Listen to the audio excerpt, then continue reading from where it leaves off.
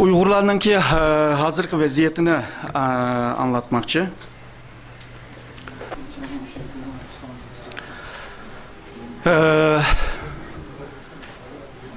Bu bizimki bugünkü ahval bir durum tespit dep değil oldu. Kelgüsü için benim demek onay olmaydı ama kelgüsü için mi bugünkü vaziyetten yolu çıkıp kelgüsünü kısmen bozma onu tahmin kılmakның imkanları var. Bugün bolsa bu Uygurlarınki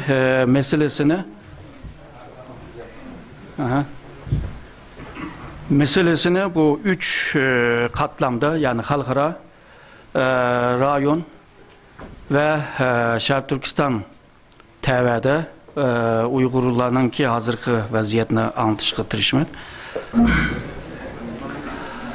Normalde bir meseleni tahlil kılmak için yalğızla bir nokta nazarda ya da bir katlamda onu hal kılmak onay bolmaydı. Şuңaçqa imkan boğuca xilm-xil nokta nazarda, xilm-xil katlamda meseleye qarğan vaqtida meseleninki xilm-xil boyutunu, xilm-xil tarafını ügengili boludu. Hazırki bugünkü 21. asırga kirgenden beri dünyada bir qancha mesele en köp talaş tartış qilgan mesele. Birincisi Xitoyninki yükselişi. Xitoy 20-30 yılın içinde dünyanın 26. devletten bugün dünyanın ikinci iktisadi güçke ve birinci ticari güçke iyi oldu. Bunu ötkenlerdeki liksiyelerde mi dedim, Xitoy yaxşı bir strateji planı oturup koygaçqa bunun neticesini aldı. İkinci bir mesele olsa Amerika'nınki dünya seviyedeki gücü yani haddidan taşqır o gücü acizledi. Olup mu ahtapotga oxşatsak, kollarınki uçları sunuvadı hazır. Şununla Amerika hazır bütün dünyaya bek arlaşmay, Amerika'nın kelgüsüge kim tesir yetkizse aşının bile meşgul buluşunu tercih kılvadıdır. Şuңaçqa bugün Amerika'nınki strateji planında Xitoy esasıdır. Üçüncü bir mesele olsa dünyanınki siyasi merkezi ve şundaqla iktisadi belki kelgüsünde yani hazır emez medeniyet yani mağarib medeniyet teknoloji merkezine Asya'ya kayırgan oldu. Bugün Asya'ya zaten dünyanınki iktisadi merkezi Asya'ya kayıvadıdır. Amerika mı Pasifik devleti, Xitoy ve Japonya mı şu rayonun devleti. Bu üçü dünyanınki en çoğun üç iktisadi devleti. Yani dünyanın üç iktisadi güç eşeği merkezleşti.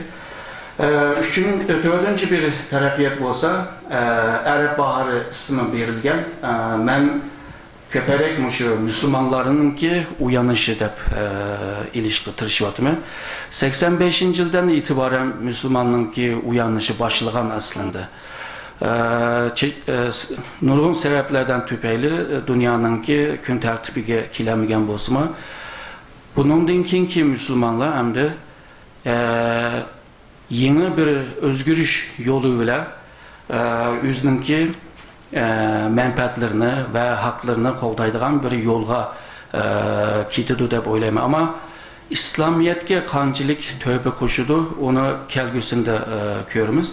Dünya bundak dört xil taraftan terakki kılıvatkan vaxtıda xalqaro katlamda Uygurlarınki ahvalını ötep gidey. 11 sentyabrdan keyin Uygur meselesi Xitoyninki içki meselesinden xalqaro meselesiga aylandı. Bunu öz vaqtida bilisizlar. Hem Xitoy Tashqi ishlar ministrligininki ifadesi hem de vaqtidagi Amerikan devlet başlığı George Bush'ның 11 sentyabr bir aydan keyin Şanxaydagi gap qilishi ve Xitoyning bütün Uygur teşkilatlarına hemmisini terörist, xalqaro terörist teşkilatı deyişi bile Şarkı Türkistan meselesi artık içki meselesinden xalqaro meselesiga aylandı. Çünkü içki meselesi olgan vaqtida onunla aralışamaysan.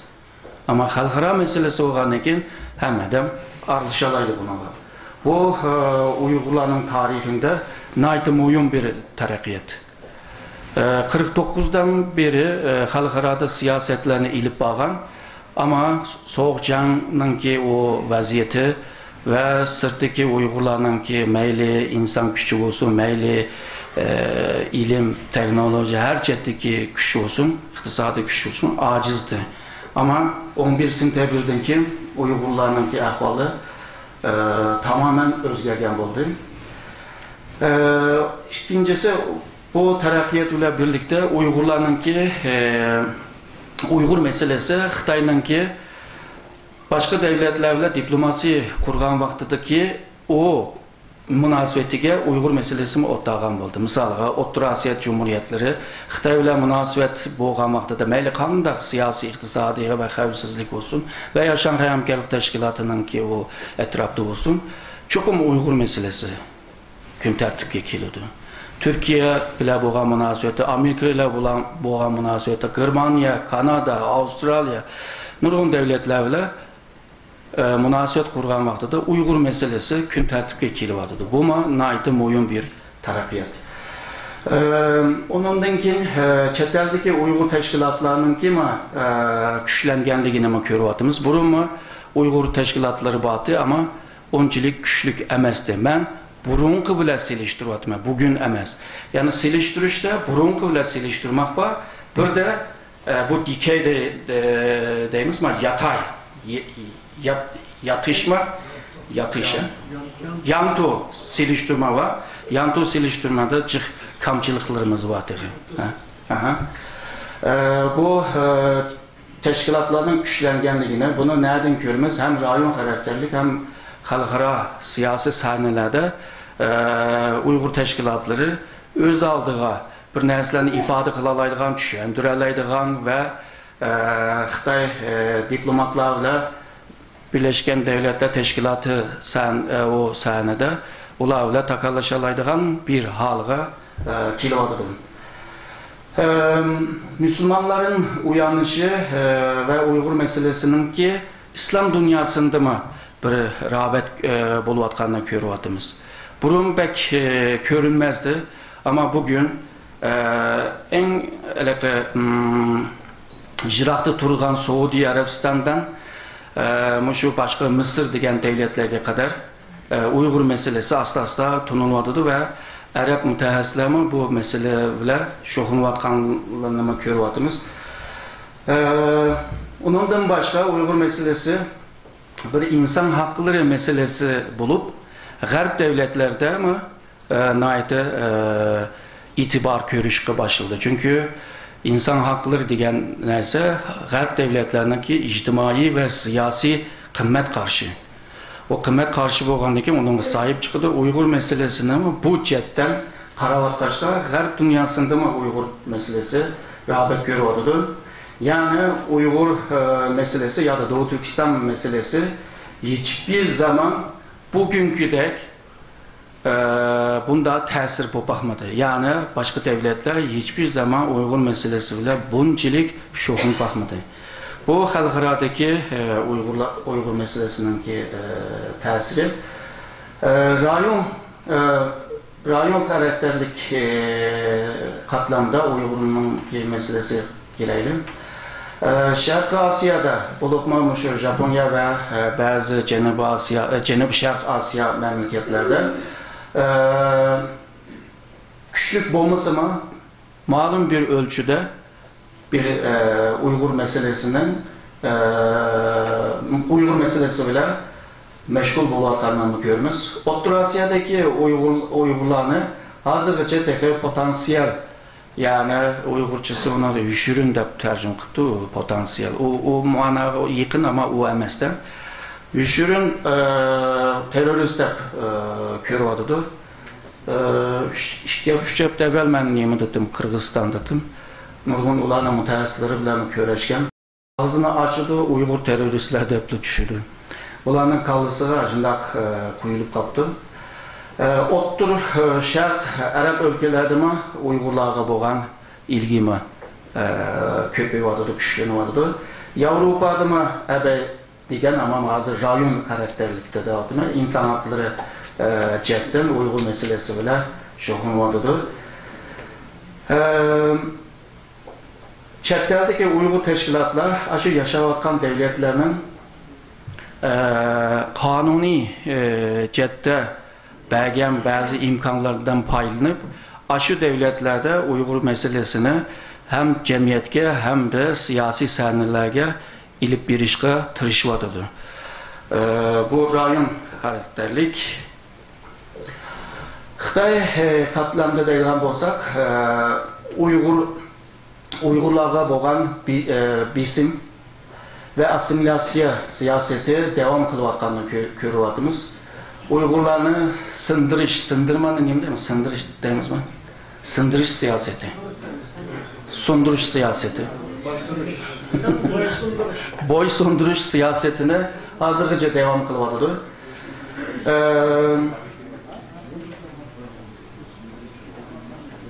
Uygur rayonlarda ya da Şərq Türkistan'da rayonunu tərəqqi kıldırıp onundaki Uygurlarının ki Xitayga bolğan narazı, yani Xitay hakimiyyətiga bolğan narazını bastırışqa tırışıvadıdır. Bu bolsa 2015 ve 2020'de Şərq Türkistan'daki iqtisadi tərəqqiyat bir seviyeye kildiğanlığını bulubmu 2020'de Şərq Türkistan'ın iqtisadi seviyesi Xitay umumi iqtisadi seviyesi bile tam buludu da iqtisadını güçləndiriş bile Uygurlarının ki narazılığını bastırışqa tırışıvadıdır. Uygurlar bolsa özünün ki rayonunda asanlıq millət halına düşüb gitib barıdı hazır.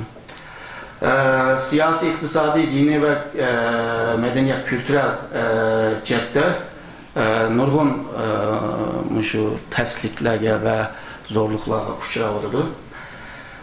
Uygur və Xitay xalqının arasındaki gumanlıqlar və düşmanlıqlama gündən güngə güçlənməlidir.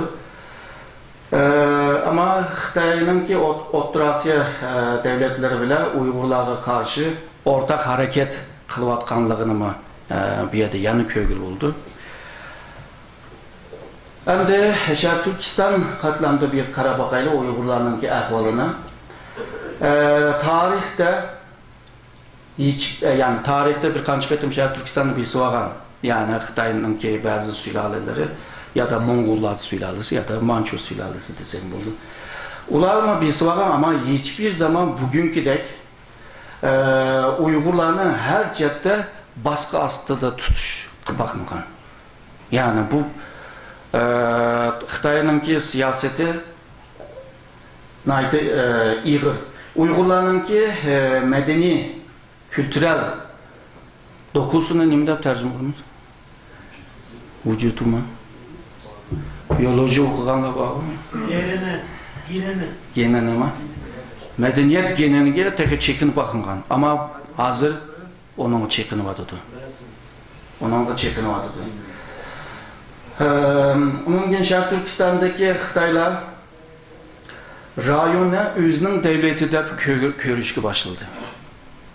Misalga sizler dikkat kıldınlar. Ürümçi vakası vaxtıda Xitaylar Uygurlarını Şərq Türkistan'dan çıxyasın deb vaqırgan Xitaylarını kördü onu. Hazır Şərq Türkistan'da yaş Xitaylardan sorsanlar nəlik desə mən Şincanlıq deydim. Hunan veya Cansu, Anquy yönden demeydiğim oldu hazır. Aşı Şərq Türkistanlıq yani bu yer meniki diyen anlamı peyda bulutkanı gördü.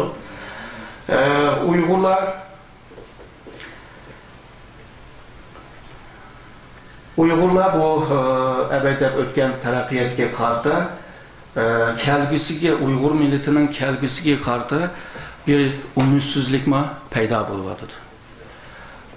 Ürümçi vəqəsində nurgun Uygurlar Xitay əslində bizni bək yaxşı görəb getməydi ki, Xitay və Uygurların arasındaki bu mesafe bağansırı içili vadıdır. İçilgan bile şundakla aşı Uygurlar yani kelgüsüge boğan ümidimi aslında mı azalvadıdır.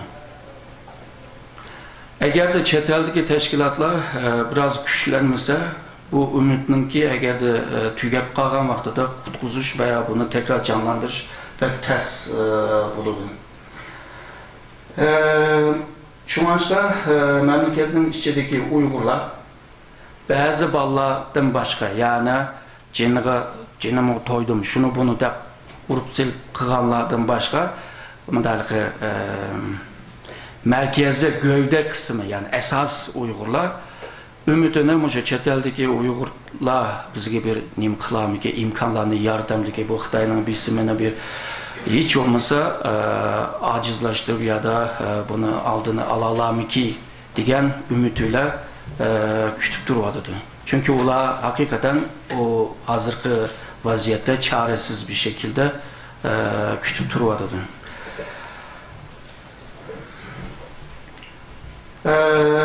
Aslında Uygurlarını yakın tehditinin yakın tehdit desek oldu.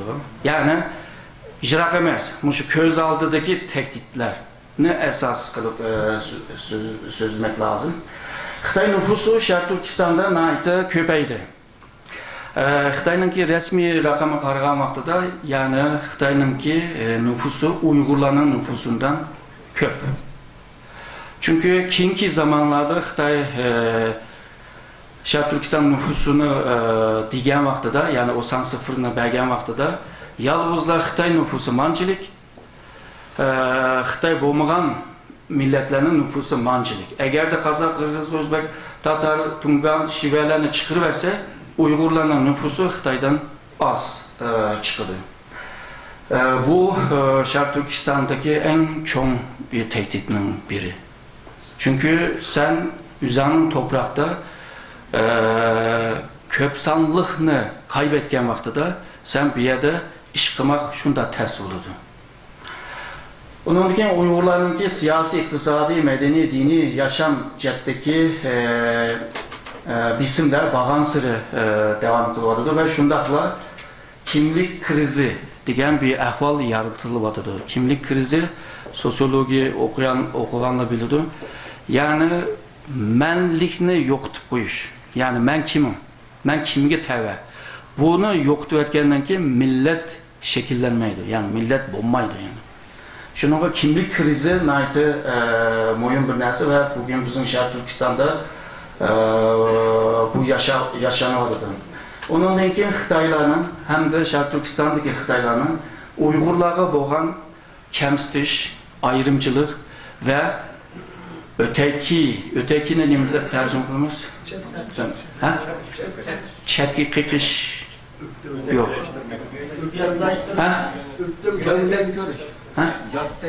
Yaptek görüş. Yanlış mandak ne? Yaklaştırış. Sen manga okşamasan sen yok olursa değil. Sen yok oluş gerek. Ya da manga okşaş buluş lazım. Yani manga okşaş buluş asimilasyon. Eğer de manga okşamasan sen yok oluş lazım. Digendek. Mesela gariplerninki köz kararışları mı da sen manga okşamasan mı senin medeniyetin farklı bolsuma ama biz bir teritoriyada yaşavatkaşka senin medeniyetin, benim medeniyetim aslında bir baylık. Yani ben bir su ağam bolsam, yani bir kızıl bir su kelse, bu hemimizninki. Aslında bir baylık da karavadıdır. Ama Xitay'ınki siyasi medeniyetinde bunda köz karaş yok. Şununla bu kemstiş ve yat görüş diyen köz karaşlar naiti yaman bir ahval bu. Çünkü senin ikinci ve üçüncü sınıf vatandaş da görüyordu. Seni adamın yerine koymayadı. Üzüne her daim üstün görüşke tırışıyordu. Evime dedim Uygurlar kelgüsüge karta bir xil ümitsizlik var. Yani hazır müşürlerin hemini jığıp gelsek bir otağanladı mı bir ümitsizlik peyda buluvadıdı dep oylayman. Ebekirlerine bir devam kılaylık mı? Xitaylar Şərq Türkistanda, Xitay hakimiyyəti Şərq Türkistanda yürgüzüyotgan siyaseti assimilasiya siyaseti. Yani assimilasiya siyaseti. Seni yok kılış. Ki tarihten beri Xitay bu siyasetini manzuk egen ve bugün Xitay eğer de bugün dünyanın 3. çoğun devleti olsa yeryüzünün çoğunluğu o tarih boyunca etraftaki milletleri asimile kılıp kegeçken. Bu kuytunundan ki bir şiirski asılgan. Deydi o tinişlik, bəxtlik diyor, deydi bölgüncü, deydi Uygurcusu nemeyizdi? Kalem kanlık deydi.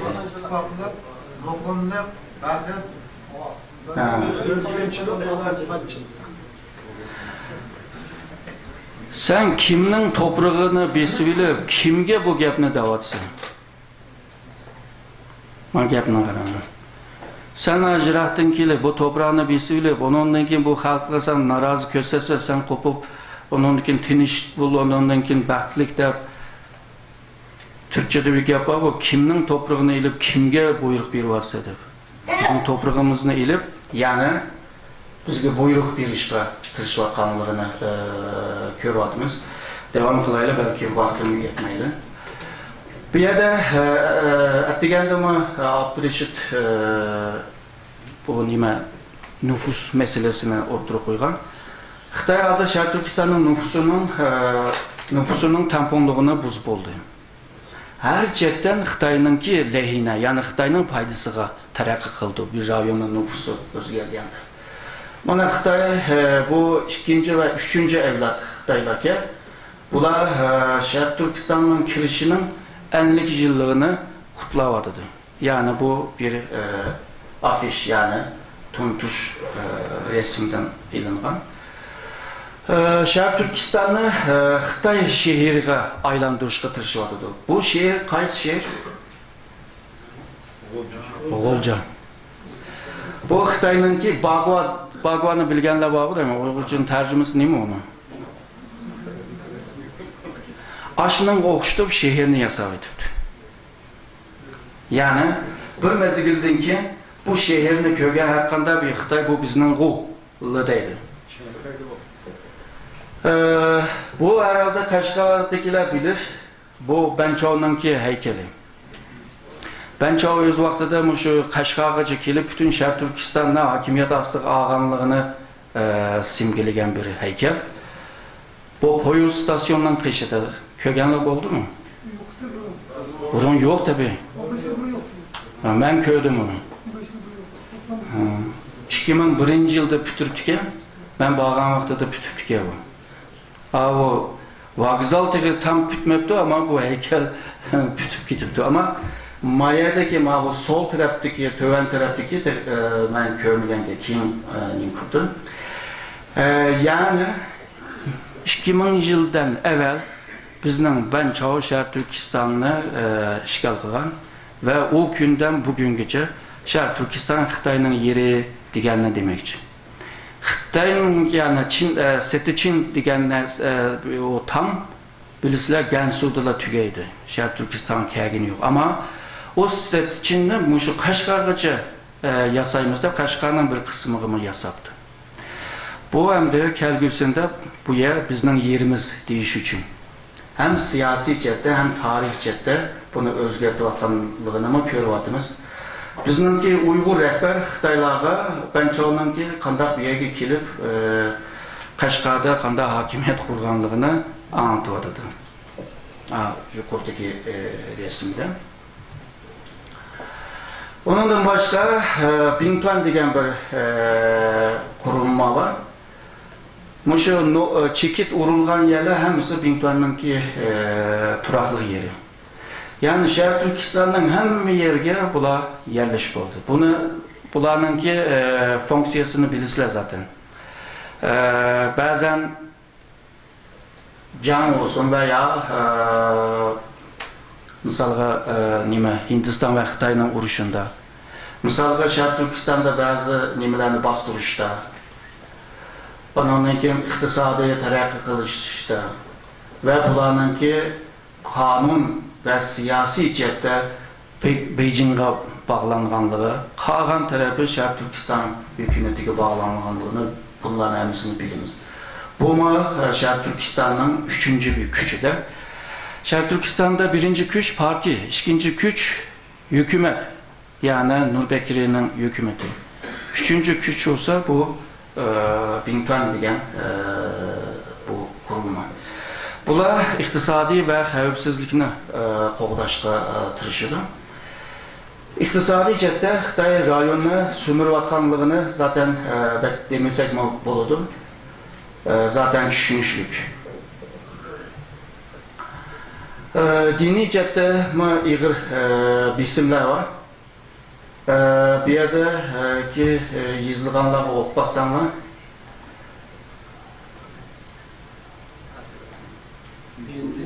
Dindini yaptırıp sağlam üstü yitileyli dedi. Yitileyli. Yitilkemiz. Mayadaki. Ayada ayallardaydı, kızlar ayallardaydı, yüzünlerini içi yıkanlardaydı. Zamanı Təsir yetkizmən o dedi cəmiyyətə. Qızıl tərəfli qarısaq deydi. Cili Bapu degen neymi? Rupaş. 45 yaşdan tövən ama sakal koyğanlar bunun işçiге kirəməydi ki, bu doktorxananın işçiге kirəməydi ki, bir yada namaz qığılımı banmaydı deydi. Ma oturdu ki qarsak yüzüne ibaran ayallar devletinin toprak ve kaynak idarəsiga kirgili bulmaydı. Demek ki bu yerda dini kemsitishninki qanchalik ig'irligini bu yerda asonla ko'gil oldu ve İslamiyetni bir batıl bir inanç deb ko'rayotganligini mi ko'ralaymiz. O'tganda erkim bir narsani deb bergan. Türkiye'ninki saqchi idoradagilar Xitoyga ziyoratga beribdi. Ular dini bölgünçilerinki cinayet esvapları degan narsalarni ko'rgazimga qo'yib qo'yibdi. Bir yerda Qur'on Kerimni qo'yib qo'yibdi. Hadis mi? Hadis. Şununla o saqchi idorasining boshlig'i Hang Tang laqabida bu qanda degan gap deb qaytib keltirmiş. Ma'ama bir hüccet emas nima? Va'diname. Bunu belki ko'rdingmi? Bundan boshqa camiga isilgan neçe maddeden teşkil tapkan çeklemeler var. Onu zaten herkes ko'rgan. Bu xil narsalar kelgusida Xitoyni ayıplaydigan, Xitoyni sotqa beradigan manbalarga aylandi bular. Shuningga bunday narsalarni atdigandimi erkim dedi, yig'inlar, yizimlar qoldiringlar. Çünkü dünya hep bundan mangmaydi. Özgürdü. Bundan keyin Uyg'urlar o'zininki örf adetleri, Uyg'urlarning örf adetiga qo'l selayotganini ko'ryapmiz. Andaqlarni taqmanglar, o Araplarninki kiyimi deydi, bu Uyg'urlarninki kiyimi deydi, o başqasını, bu başqasını mandadir. Resimler öyle qanday kiyinish jihatda sanga anlatıvadım. Kelgusunda belki hem nimeki aralışışınki ihtimal var. Şərq Türkistan tarixini burumlab özününki bilgen tarix nokta nezarda tariximizni yazıvatıdı. Ve milli kimlik, yani Xitayninki Cunhua Minzu milli kimlikni yaratışqa tırışıvatıdı. Ondan keyin qo'sh til deganda erkin deb berdi qo'sh tilninki ahvolini. Qo'sh til ma'rifi deydi, baladan itibaren tutmak lazım deydi. Yani Xitoychani baladan itibaren ügününler ve Xitoy Xalq Cumhuriyeti'ni kimliğini kabul kılınlar deydi. Onundan başka bir tek hazır bu gap yok. İhtimal bo'lganligini da'vatman. Yani Şark Türkistan'ın üçge bölüş. Şark Türkistan'ın Şark, Cenub ve Şimal deb üçge bölüşününki bir gap sözler ve bundaq bir düşünceler var. Bunu belki sizler duygansızlar, değil mi? Ançımca. Bu üçge bölse nime buludu degan vaqtida mevcut Şinjan Uygur Özerk rayonu degan isim yok olup gidiyordu. Çünkü üçge bölüngendikin keyin Uygur Avtonom Rayon degan gap bo'lmaydi o vaqtida. İsim yok aydı. Hazır hiç olmasa bir Avtonom Rayon deb nimqiyatimiz Uygur Avtonom Rayon deb ama o ismi yok oldu. Şark Türkistan'ınki asli halkı aslanlık millet statüsüge düşüp aldığın gap. Özünün rayonunda köp sanlık buluş lazımdı. Hem Türkiye halklarının hem Uygurlarınki anavatan degen hukum suslaşıdı ve ahire tügüşüdü deymen. Uygur milletininki devamlılığı kesilip kalıdı, yani tarihi devamlılığı kesilip kalıdı ve Uygurlarınki tarihinin ahiri degen gap payda oldu. Tarihinin ahiri degen bir gap Fukuyama 1991'de oturup koygan bir hukum. Yani tarihte yok oldu degen gap.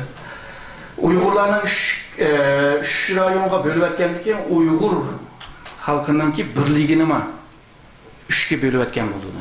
Çünkü sen üç rayonda, üç nimede ülkede yaşavatsa.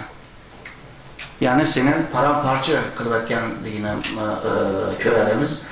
Xitoy köçmenlerini yerleştirişte asan bo'lgandek Uygurlarning assimilatsiyaga tabi tutuşluk ama asanlık yaratıdı.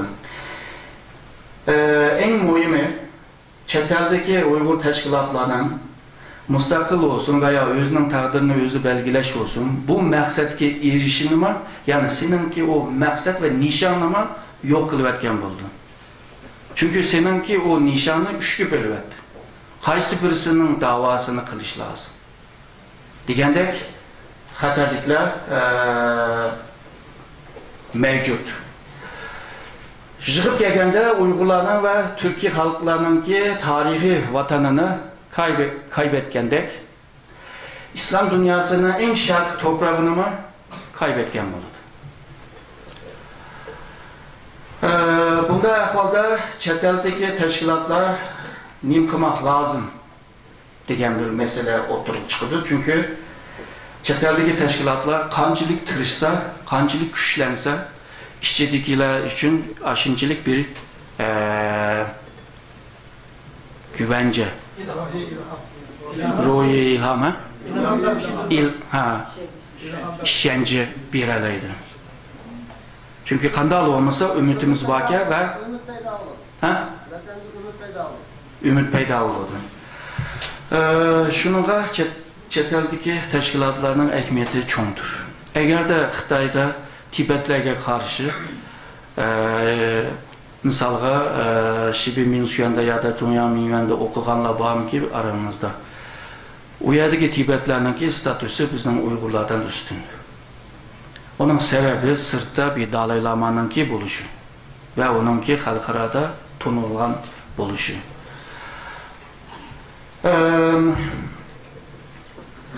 Chet eldeki teşkilatlarınki faaliyetleri xalqaro vaziyatga egişemegenligini ve xalqaro vaziyat yani Uygurlarga yaqin vaziyat teşkilatını söylep manganlığını görüyoruz. Aslında Uygur teşkilatı xalqaro vaziyatni yetekleş gerek. Söylep ilip meniş lazım ve onu isteyen tarafga ilip beriş lazımdı. Ama küçümüz onunla yetmey vardı. Kapasitemiz aciz buluvatkanını görüyordunuz. Bunda bir peyde 11 sentyabrdan bugüne Uygurlarga naiti muvafiq yakkan bir halkara vaziyetten faydalanışta aciz kalımız. Çünkü bunu faydalanmaysa vaziyet yaxşı ama sen faydalanmagandan keyin netice alamaysa degende.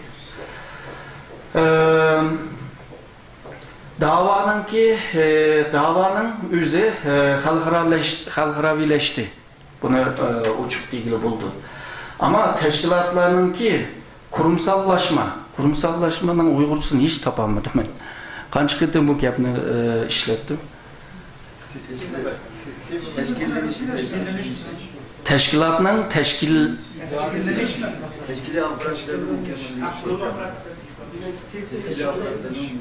teşkilatlarının ki kurulmalaşması. Ha?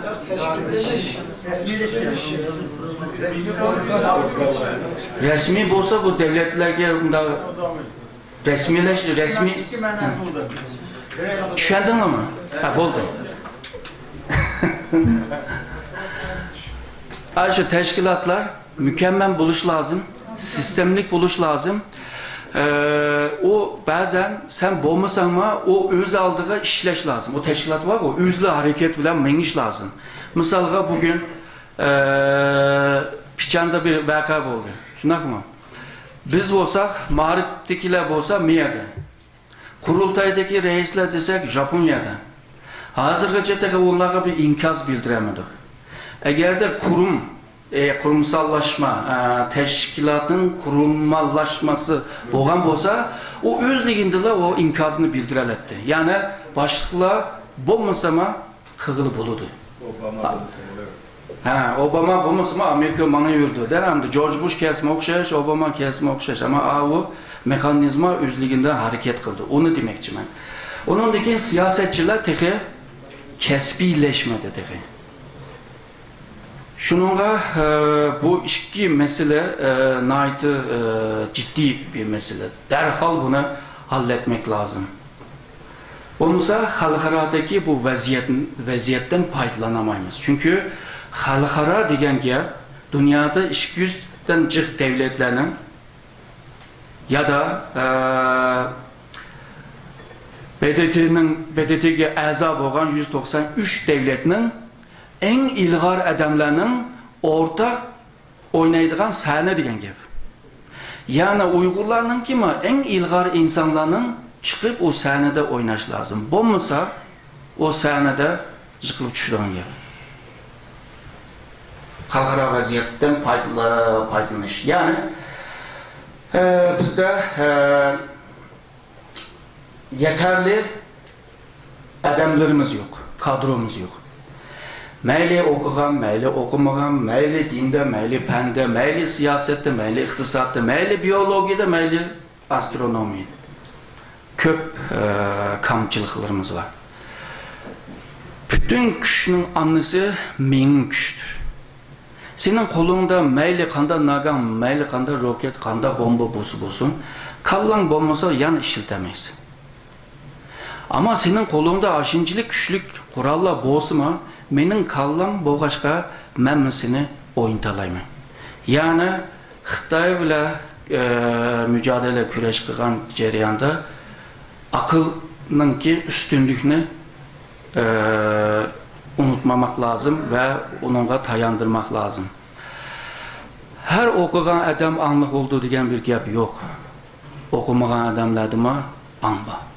Onu demisem mi? Cengiz Han'dan Peygamberimize kadar bunları düşünümüz. An hemmeden moyum. Bilimle başkalarından istifade kılalaysa, faydalanalaysa ama anı oturup koyuş bek ters bir neyse. Onunla adamlarını yetiştirmek lazım. Onundan ki finansal yani pul degen neyse kamçılık var. Strateji planlarımızdan yani yol haritanın ki kamçılık var. Muhabbet bir ideya, muhabbet bir ideyanın ki yokluğu var. Yurt içi ve yurt dışı, yani memleket ve chet eldeki teşkilatların arasındaki münasebet veya ortak hareket kılışının ki o kabiliyet mi yok. Hem de neymiş kılmak lazım bununla karta?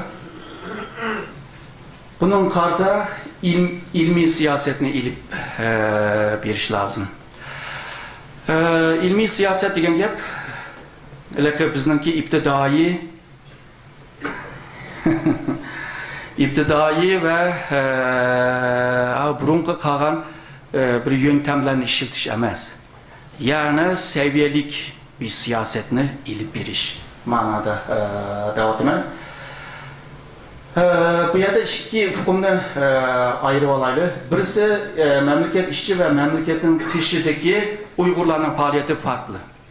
Memleketin işi de topyekun faaliyetlerini kılalaysa, akınғы 100 bin, 10 bin, 1 milyon adamını salsan mı buluyordu.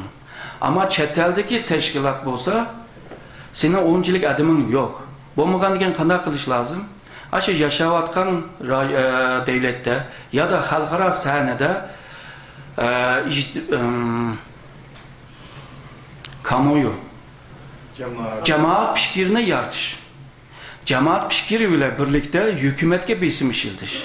Hükümetke besim işiltish bilan birlikte o hükümet Xitoyga narazılığını bildirish. Biz kılalaydigan işimiz bu. Kurallık bile siyasi faaliyetlerime farklı. Siyasilerninki sahneme farklı. Muhatap bulduğun adamıma başka. Kurallıklar olsa onun gibi yaşaydıgan yeri farklı olurdu.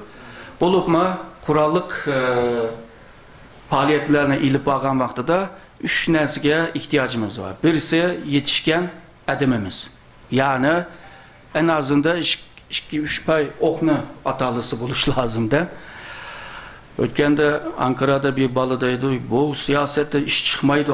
Urmıgıca, naganlı kötemigice bu iş manmaydı. Helalen şelelen. Sen hiç mıltık tutmaktan mı desem 15 günlük mü şu Xitay'dan ki üniversite okuştu mümkün. Talim terbiye yaptı. Ok attın mı dedim. Attım dedi. Dügleklerinin kayısığı uralıdan desem cim turdu. Uramapsan da hiçbiriyle. Yani o gapni deyishni aldida o'zima bilish lazım da. Birincisi bu. Asker lazım. İkincisi rayon. Seninki hareket manevra kılalaydigan rayon buluş lazım. Üçüncüsü bolsa lojistik. Lojistik ne neyim deymiz? Arka sep yardım. Temin. Bu kural, yaydigan, işçidigan, hemmenimi kiyim giyecek. Bula boğan vaxtıda kurallık işler asanlaşıdı. Şununla bunu biraz ayrı alaylı. Bu ayrı varsak işler asan bulurdu. Çünkü bunu tonluğandıkin, bilgendikin asan buldu. Tonlamasak, bilmesek birbirimiz bile düşünmezlik olup çatak olurdu. Hem de kileyle neyim çıkmak lazım. Halkara seviyede lider yaratmak. Bu pek çok yapıp kaldı.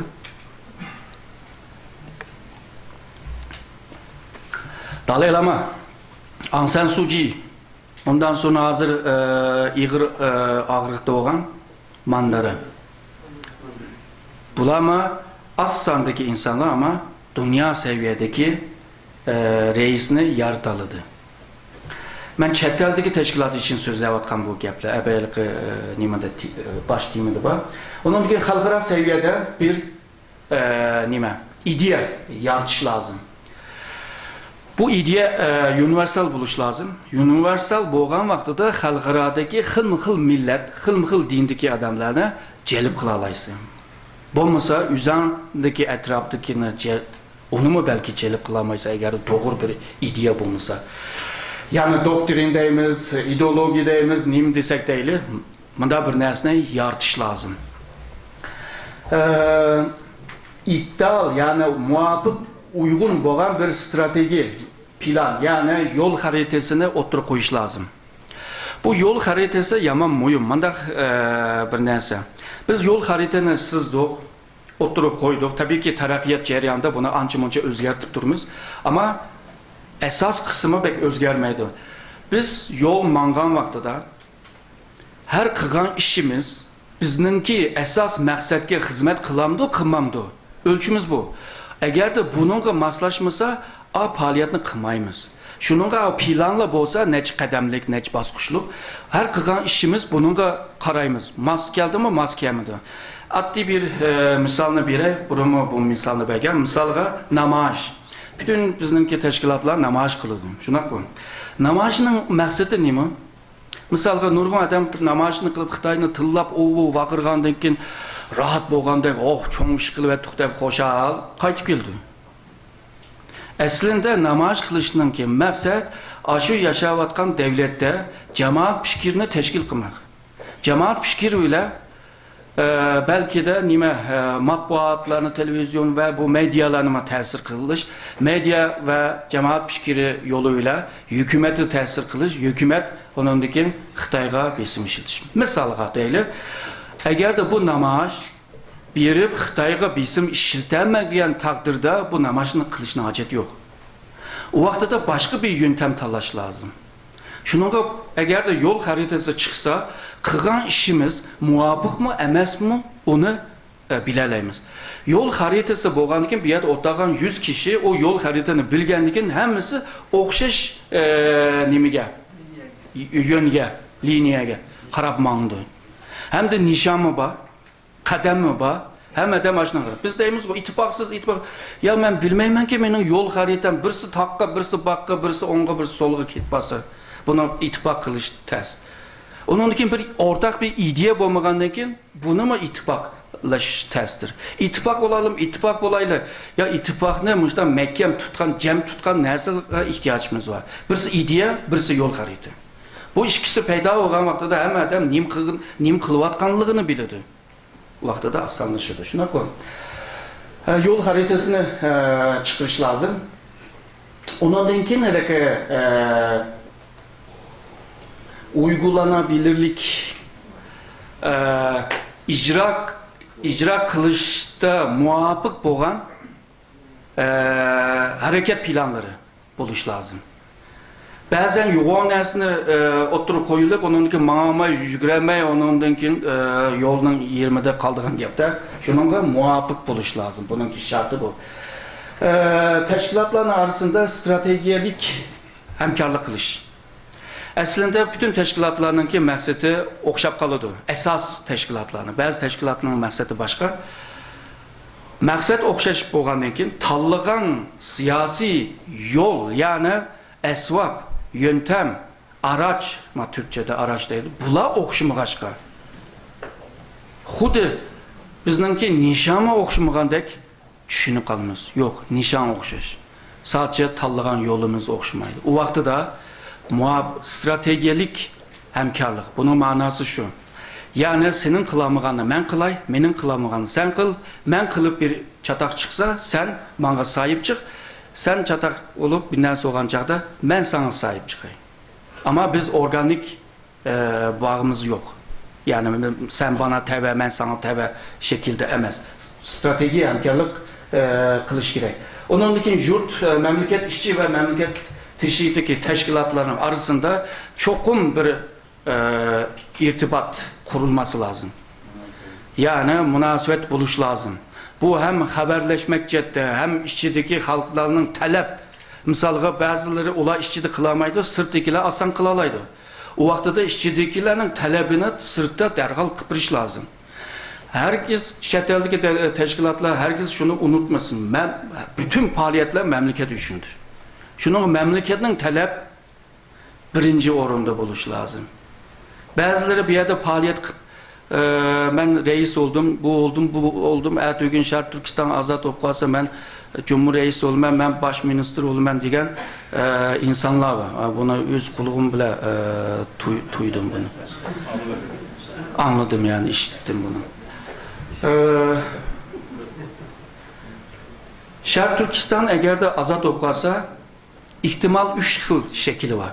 Birisi aşağıdaki halklar kural ile Xitayni qo'g'lab hakimiyetini aladi. O hakimiyetini algan adam, algan kişi, gruplar chet eldeki bu teşkilat faaliyetlerini kılıvatkanlarını kabul kılışı ya da meyge buyurun deyişi ters. Ben kan töküp aldım bunu. Sen o yerde tamaşa kılıp oynayıp жүрüp Fenerbahçe'nin ki tesislerde yedik o isil tamamını yakışı otelde yedik. İkinci xili Sovyetler Birliği çökkendek yükünü kötüremedi Xitay. Taşlaplı biteydik. Taşılgan hamat bugün Şərq Türkistan'da qaysı hakimiyeti var? Nur Bekiri hakimiyeti var. Nur Bekiri hakimiyeti derhal uyanı epla hemenle kucaklı alıdı, içiki alıdı.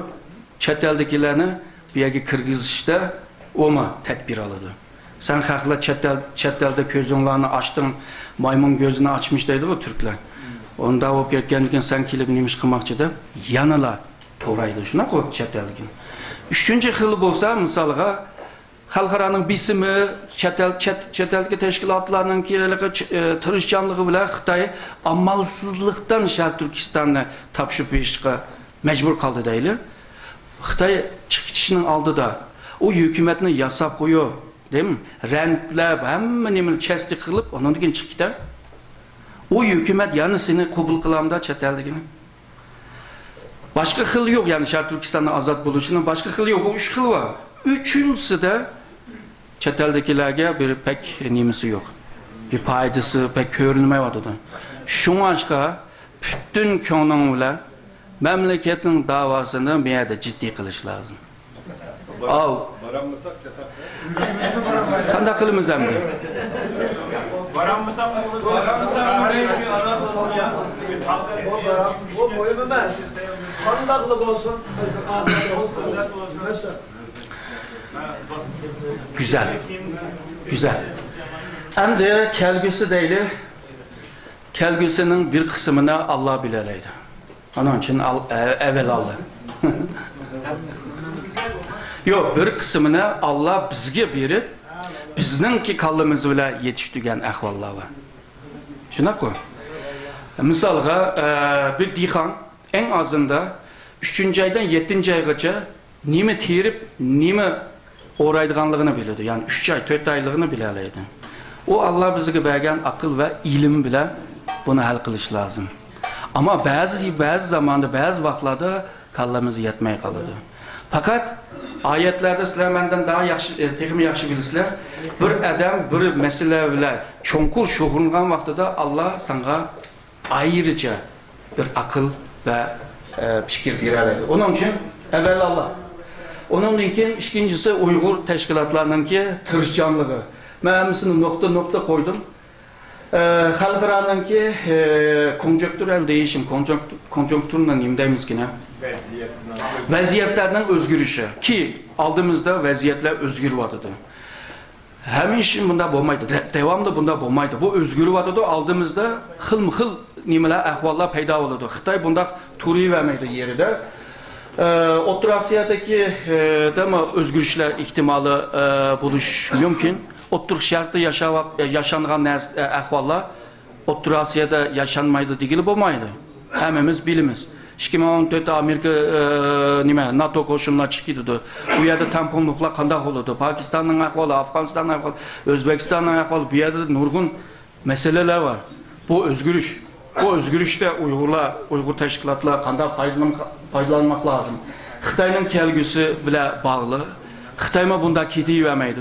Xitay'ın kimi nurgun meselesi var. Bugün Xitay'ın Amerika baş düşman deyip körüvadı dazın.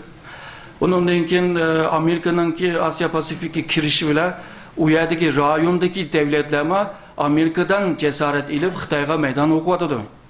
Xitay burunqidek etrafı hemmisi tiniş, hemmisi dost, yaxşı, hoşna, yaxşı dost degan münasebet hazır yok. İktisat, Xitay'ın iktisadı bundan mani vermeydi. İçki meseleler var, nurgun. Yani Xitay bunlarını hal kılış için iki yolu var. Birisi çökep gitiş lazım, yıkılıp düşüş lazım. İkincisi özgertiş lazım. Yani özgertgen vaxtı da belki özünü qutquzalaydı deyip oylayman. Ve sizlerge rahmet.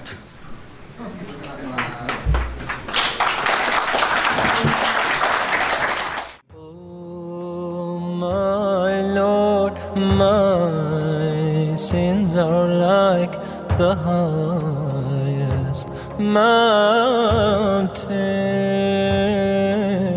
My good deeds are very few. They're like a small pebble